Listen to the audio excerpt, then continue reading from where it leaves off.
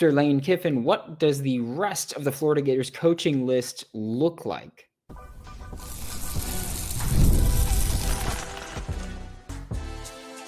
You are Locked On Gators, your daily podcast on the Florida Gators. Part of the Locked On Podcast Network, your team every day. Hello and welcome back to another episode of Locked On Gators, part of the Locked On Podcast Network, your team every day. Thanks for making Locked On Gators your first listen of the day every day. We are available daily and free with us in the podcast and on YouTube. Happy Friday. I am Brandon Olson. Find all my written work about the Florida Gators with swampsignal.substack.com. And today's episode of Locked On Gators is brought to you by Mazda. Like our players, we sweat every detail because when you make every move count, pulling off the unexpected is only the beginning. Stay tuned later for this week's Moving the Game Forward highlight. Mazda, move and be moved.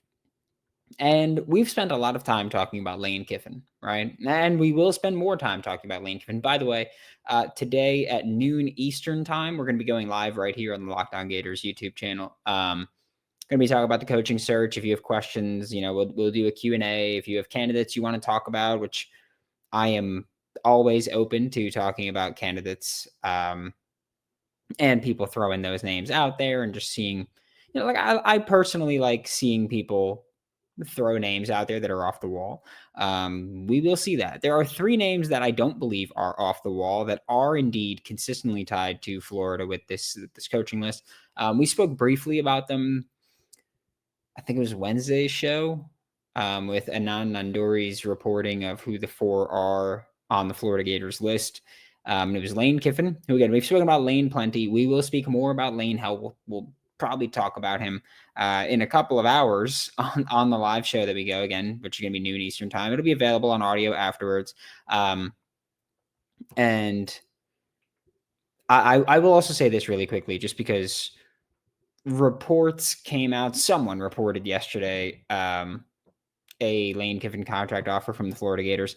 I will say this. The person that reported it, I don't think would be the first person to have it. I don't think they would be the first person to acknowledge it. And so I'm ignoring that for a little bit, at least. It's not my style to just go, oh, let me get the clicks. That's not what we're doing here. We're talking football. We go into that. And so I will say that I'm not saying that won't be accurate at some point. I'm saying I don't think it's really accurate right now. But one of the names that is consistently tied to Lane Kiffin, and I do think has kind of emerged, I'll say, amongst the fan base as the number 2 name that we're talking about now, when, of course, we're looking past Marcus Freeman, Dan Lanning, Kurt Signetti. Like, we're looking past those guys. But I think the number 2 name tied to Florida right now is Eli Drinkwitz. Which was on Anand Nanduri's list. But I think Eli Drinkwitz is a name that we're talking about a lot. And I will also say this.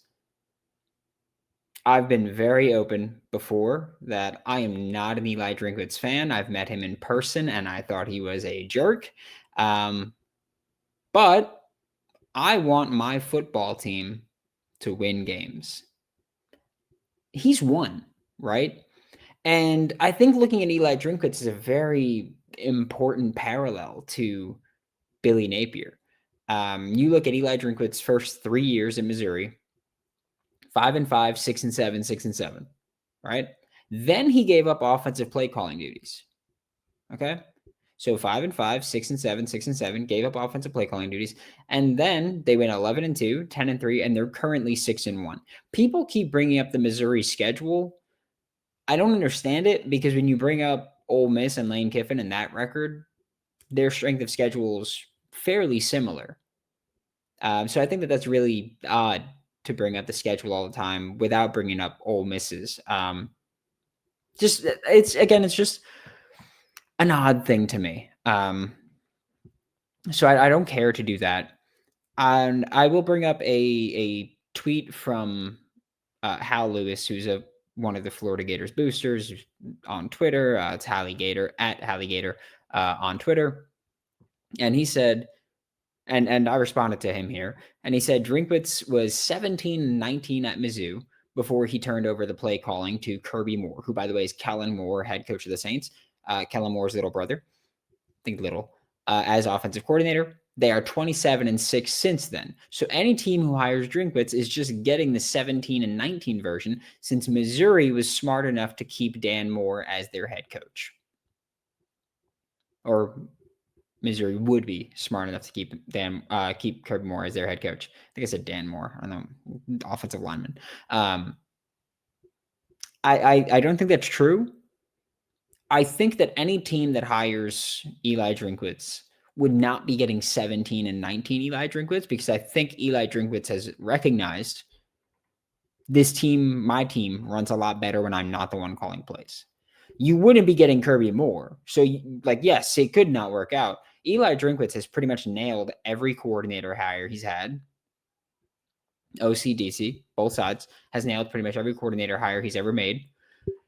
I do think that, I don't think we should assume we're getting the 27-6 Eli Drinkwitz. But I do think that you're acknowledging, hey, we're getting a coach that at least had the wherewithal to give up play calling duties and to find success that way. And I do think that matters. I think it means a lot for an offensive play calling head coach to give up play calling duties to a coordinator, especially Kirby Moore, who wasn't at Missouri before that. Like Kirby Moore came to Missouri and was given that play calling duty, but he wasn't doing that previously. He wasn't at Missouri previously. I think he was at Boise State, I want to say it was. So I think that when you look at that, it's like, all right, well, he brought in a guy to call the plays. Maybe you would look at someone like current Missouri quarterback coach Sean Gleason, who QB coach in the system, right? Knows the system. Because what Eli Drinkwitz did, the scheme didn't change dramatically or drastically, right? It was still relatively the same. I think Kirby Moore executed it better. But I think that's what a lot of head coaches should do if you're an offensive-minded head coach, right? And this was my take with Billy Napier as well. I think if you're an offensive-minded head coach and you say, hey, this is the system that we want to run, this is the scheme we want to run, this is going to be our identity, you get a coordinator that can run that system, run that scheme, because again, like we talked about with why you should hire an offensive-minded head coach over a defensive-minded head coach, is that as a defensive-minded head coach, you're going to have to, first off, shuffle your OC consistently if they're winning, right? If they're not winning, you're going to get fired. But as an offensive-minded head coach, you are the offensive system. And it's a lot easier to replace a defensive coordinator and continue success than it is to replace an offensive coordinator and continue success, right? We see all the time teams with great offenses and bad defenses win games. Teams with great defenses and bad offenses don't win games. That doesn't work anymore.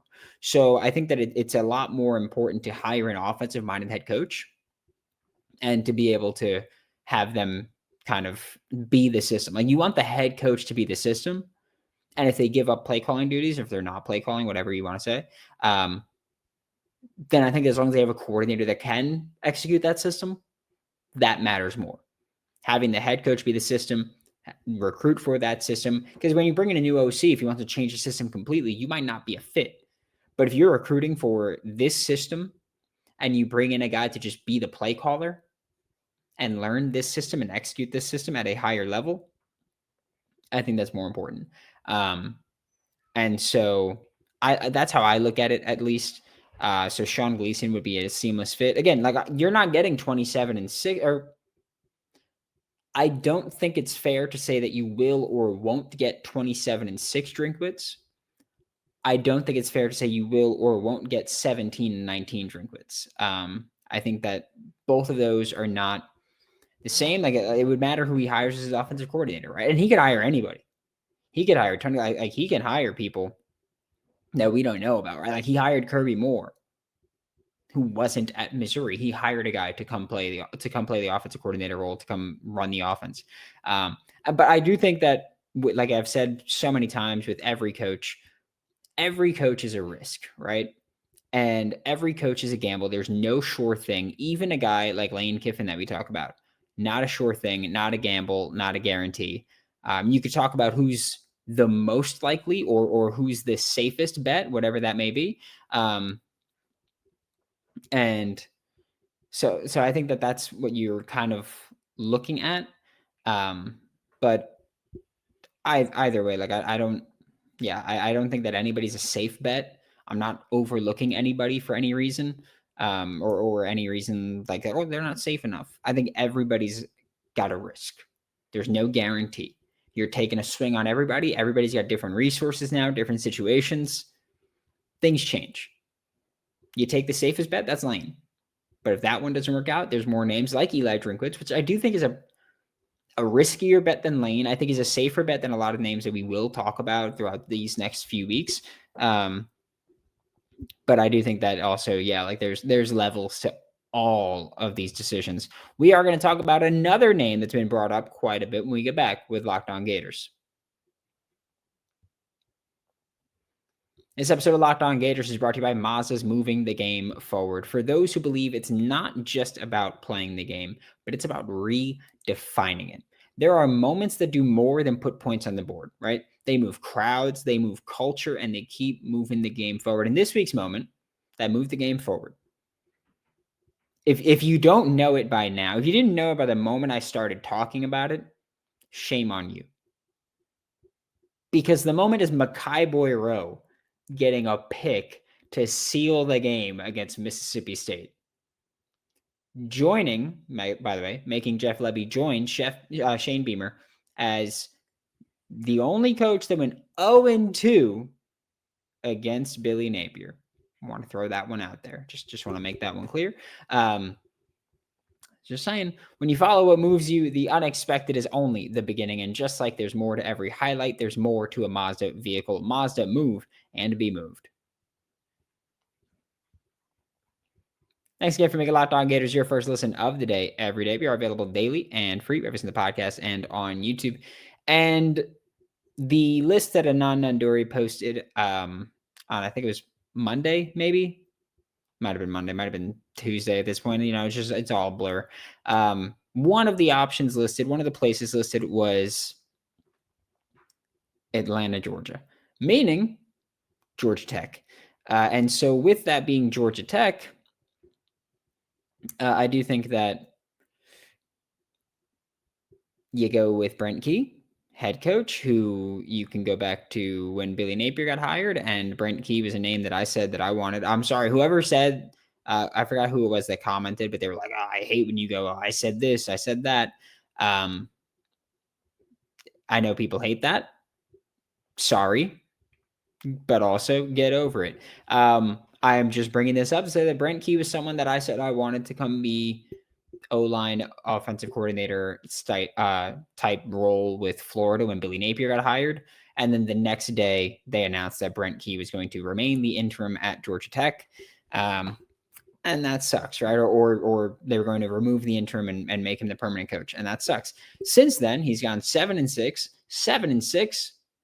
and it's currently 7-0 at Georgia Tech. They are, I believe, now the favorites to win the ACC after Miami lost to Louisville last week. But Brent Key's always been an interesting one here because I do think that you look at what he does on the offensive line and he builds a good offensive line. He builds a great offensive line. Imagine doing that with Florida's resources, right? There's that. And I do think that having a head coach that, I guess, prioritizes the offensive line, as the word we'll use, is very important. We've spoken about that many times before. And I do think that there's a value in saying, hey, as long as this guy's the head coach, we're probably never going to have a bad offensive line because it is very difficult to win in the SEC if you have a bad offensive line. So I think that matters a lot with Brent Key, who, by the way, now has Georgia Tech as number 7 team in the country. I do think that so far he's managed the coordinator hires very well.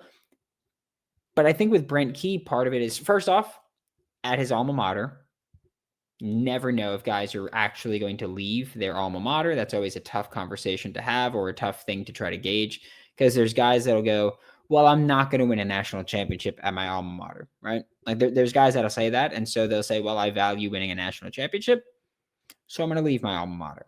Or there's guys that just go, okay, well, I'm at my alma mater. I want to win as many games as I can here, bring them back to being respectable. Maybe we can get them to actually, I guess, win consistently and then invest more. And maybe that's going to be the case, right? But so far, we have just 3 years of Brent Key as a head coach. It's been very successful. I don't know what their investments like are in NIL, but I do know that they've lost quite a few. They've lost guys before that are big name players to other schools, and I would imagine it's like losing a receiver, Eric Singleton, I think it was, to Auburn. And I was like, okay, well, guys go to Auburn to play receiver, not because they're ready for this high flying offense. It's usually, hell, hey, I'm going to make a lot of money there, right? And so I don't know what Georgia Tech's NIL is like, but I do know that Brent Key's maximizing that roster right now, right? And they've got like I mentioned, the coordinator hires right to this point, but he's also only made one coordinator hire at both spots, right? When he got hired and named head coach, he took Buster Faulkner, who was the QB coach at Georgia, and so an in-state hire was a great move. And so that was an important part for that. And he's got Chris Weinke, who he also made. Actually, he's made 2 defensive coordinator hires because they've got Blake Gideon, who is in year 1 at Georgia Tech now from Texas, and they lost Tyler Santucci, who went to the NFL. So he's made 2 coordinator hires at DC, if I'm not mistaken. There, been successful to this point, right? But I don't know what the longevity looks like. And for me, that's a concern there. Because like Eli Drinkwitz has been a head coach for 6 years now at Missouri. Started off rough, changed with the offensive play caller, and has started winning a lot of football games. Brent Key has been a head coach for 3 years, has made good coordinator hires to this point, right? Like I think when you look at the 2024 year for Georgia Tech, so last year for Georgia Tech, I don't think that their defense was great, but I also don't think that they had much talent, if I'm going to be honest. Like I don't remember watching their defense last year, which I did watch a few games because frankly, I like what their offense looks like. It's a lot of fun to watch. And so if Florida's not playing, like I'll watch Georgia Tech's offense. And so I look at what they did last year defensively, and I was like, all right, well, I'm not very moved by what we've seen, but I also don't think they have a ton of talent. And I think that matters a lot, right? Like they got stomped out by some teams, or not even stomped out because they don't get blown out with their offensive style, but they get into these semi shootouts and they're not a good team at winning those. Just because, I mean, frankly, their offense is fun. Their defense, once you get into a shootout, their defense isn't stopping you. So I do think that when you look at their 2024 team, I don't think the scheme part of the defense was the issue. I think it was the personnel, which again could be a resources thing. This year, their defense isn't amazing. Their offense is lighting up everybody. I think they've scored 30 in almost every game this year.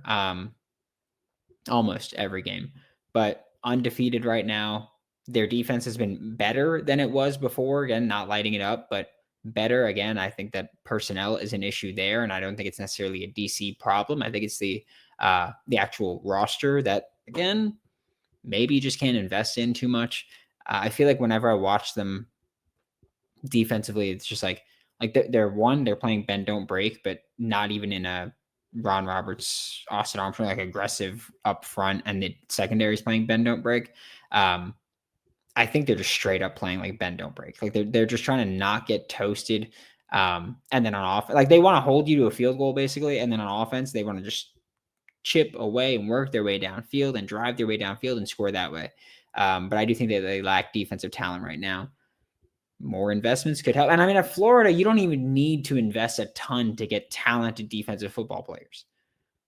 The edges that come out of this state, and defensive linemen in general that come out of the state, the DBs that come out of this state, you don't need to be the cream of the crop there. But if you're winning games at Florida, you will be the cream of the crop. Like you will be the top there. If you're winning games at Florida, you will grab the top in-state talent consistently. Just in that, Brent Key has his concerns. Again, I don't know, would Buster Faulkner be his successor at Georgia Tech? Would Buster Faulkner want to come with him to Gainesville? If Buster Faulkner is the successor, what would Brent Key do on the offensive side of the ball? Like what would his scheme be there? And that would be a concern. hiring another OC would be a concern because he's not done it before. Like he's got Buster. That's it. Should be very interesting there. DC, I think you need to upgrade there. Honestly, I don't think it's bad for where they're at, but I don't think that that's going to work in the SEC right now. But things can get weird. You're going to have to invest. Brent Key is one where I say, well, he's won, but I don't know what a long-term picture looks like in Florida. And for some reason, like as I've watched him be the head coach at Georgia Tech, I do think he would consider leaving to win games. Which, by the way, Jeff Brom also, according to On3, would consider it. We'll talk about that at the noon live show, noon Eastern time live show. But as I watch him at Georgia Tech, I'm just like, he looks like he loves it. And also, I don't know what he really looks like at Florida. Like when I try to picture him in like a Florida polo, like I'm like, it looks like one of those coaches where you look at him and you go, I don't know if that's going to work out. You know, if that makes sense as a head coach, at least. Hell of a ball coach, but we'll see. I know that he's on that list at Ananda where he posted.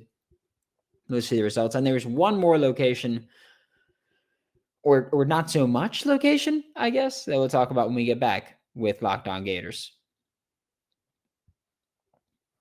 It is almost the weekend, so it's time to look back and crown this week's MVP on Who Delivered, powered by DoorDash. Just like you can win every Saturday with DoorDash Streaks, saving more every time you order. These players delivered when it mattered most. And of course, I'm going right back to what we talked about at the last break. It's Mekhi Boyero, right?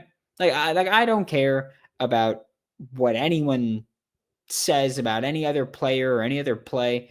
When I'm talking about who made the biggest play, who showed up, who delivered, I'm talking about the nose tackle that got an interception to win the game and keep Florida from being the first team. Like end another Billy Napier streak of, losing to Vanderbilt, losing to USF, losing to Kentucky, all those streaks that Billy Napier had and ruined. Would have been Jeff Lebby's first SEC win. So I'm glad that Mekhi Boyero is there to stop. And so just like Mekhi Boyero delivered for our Florida Gators, DoorDash delivers your Saturdays. With DoorDash Streaks, you save every Saturday you order. Stack it up all season, and you can save up to $250, including $100 in DoorDash credits. Order this Saturday. Keep the streak alive and fuel your game day only with DoorDash. Terms apply. Promo period through November 18th. And the NFL season is here. The NBA season is here. And FanDuel has an offer that you don't want to miss. I don't want to miss it either. Right now, new customers can bet just $5 and get $300 in bonus bets if you win. So that's right. You pick a bet, you put down $5, and if it hits, you'll unlock $300 in bonus bets to use across the app. Let your money make more money and then make more money off of that. It's incredible. So what are you waiting for? Visit FanDuel.com to download the FanDuel app today and get started. Thanks again for making Locked On Gators your first listen of the day every day. We are available daily and free if listen to the podcast and on YouTube. And to wrap up today's show, we are talking about a guy that on Ananda's list was listed as recently unemployed. It's James Franklin. And I will admit this. I'm very torn on James Franklin as a potential coaching hire candidate for the Florida Gators. Long tenured coach at Penn State. So we'll give him credit for not getting fired. If I'm not mistaken, it was one Big Ten championship, one college football playoff appearance, and it was last year. So there's that. But I just and look, they won 2 games in the college football playoff last year and then lost. But I'm really torn on James Franklin, partially because I know that Penn State gave him all the resources they could provide, which probably not as much as Florida could, considering again, I'm including location as resources. And so probably not as much there. Still a lot of talent in the Ohio, Michigan, Pennsylvania area. But when I look at James Franklin, I go, all right, well, you pretty much had to beat Ohio State and Michigan for most of your time at Penn State, and you couldn't get that done consistently. Then then Oregon came in and lapped you immediately. Kurt Signetti got hired at Indiana and lapped you immediately. And just when I look at what happened with James Franklin, I look at how many times his team came so close and just lacked a thing or two, right? Like, I feel like for a while they've lacked truly dynamic receivers, and if they've had dynamic receivers, they don't really know how to use them consistently. And James Franklin did have a hand in the offense. He wasn't the play caller, but he did have a hand in the offense. And personally, I believe he held the offense back a bit. I do. Um, like I look at what Andy, and this is something I've mentioned multiple times. I look at what Andy Kotelnicki did at Kansas, and I look at the fun, creative, explosive offense he had at Kansas. And yes, a lot of that comes down to having a guy like Jalen Daniels as your quarterback, very athletic, very fun. And then I look at what he did at Penn State, and it was a completely different offensive scheme than what we've seen Andy Kotelnicki do. And for me, that's just really confusing because to me, it tells me James Franklin stepped in and vanillaed this offense up. And so even if you're not calling plays, if you're going to bring in a guy that is known for his fun, dynamic offense, and then you're going to bore him, basically, like you're going to make him boring, what's the point of bringing him in? And so I do look at that as a failure of an OC hire there. Not in the sense that Andy Kotelnicki failed, but in the sense that James Franklin hired someone and then asked them to do something that they don't do. And that just doesn't make sense. Hire someone that does what you want them to do then. There were options available that do what you want them to do. You just went for the biggest name, and then you changed what they wanted to do, or you made them do different things. So I do think that matters. They went out and brought Jim Knowles in this past year's defensive coordinator, which two things there is one, I think that, again, going for a big name and not necessarily someone that fits what you've done and what you want to do. And two, I think that Ohio State could have retained him if they wanted to, I believe. And they didn't. And so to me, that's like, all right, well, maybe he wasn't that awesome. Matt Patricia came in as DC, and Ohio State did not drop off at all in terms of what their defense is doing. So maybe it's more about the talent in that case. So I'll say that. But I don't know. James Franklin doesn't move me. I think that, yes, he's a good recruiter. He has been at Penn State. But I do think roster management's been a concern for him.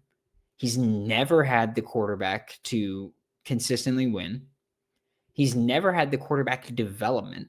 Like when I look at what James Franklin has done at quarterback, he gets guys who have a lot of hype and a lot of pomp and circumstance to them, but like Drew Aller was never developed properly. Bo Prabula left and went to Missouri and started playing a lot better than Drew Aller. And it's like, all right, well, was that an evaluation issue then by James Franklin that he didn't get that? Sean Clifford was a game manager at best. They had Will Levis left and went to Kentucky and wasn't good, but did a lot better. Trace McSorley was a college quarterback to a T. Tommy Stevens left and went to Mississippi State and did a lot better. Christian Hackenberg was, again, like a pure project that never got developed despite starting multiple games throughout his career. Matt McGloin was, again, another guy where it's like, all right, well, he never really was anything. He was a game manager at best. Like I look at what James Franklin did at quarterback and how many times people watched him and went, oh, he's a quarterback or a receiver away. And it's like, okay, well, he was at Penn State for what, like 11 years? Like you were there that whole time and you never hit on quarterback. You were there all that time. You never hit on quarterback. You were pretty consistently. I feel like you could watch a Penn State team and be like, man, if they had a dynamic receiver that could separate consistently, like if they had a wide receiver one, they'd be so much more difficult to defend. And you never really had that. And to me, that tells me that you couldn't get it. So James Franklin, like I understand that it's like, oh, well, he won 10 and 11 games consistently. In the Big Ten, for much of the time that James Franklin was there, you needed to beat Ohio State and Michigan. For much of that time, there were times where Wisconsin was good, and there were times where other teams popped up. But for the overwhelming duration of that time, there were two teams standing in your way. And you couldn't beat them. So, yeah, you kept winning 10 games, but you lost to the good teams. And that matters a lot when we're talking about coming to the SEC. And you've got to come in and face good team after good team after good team.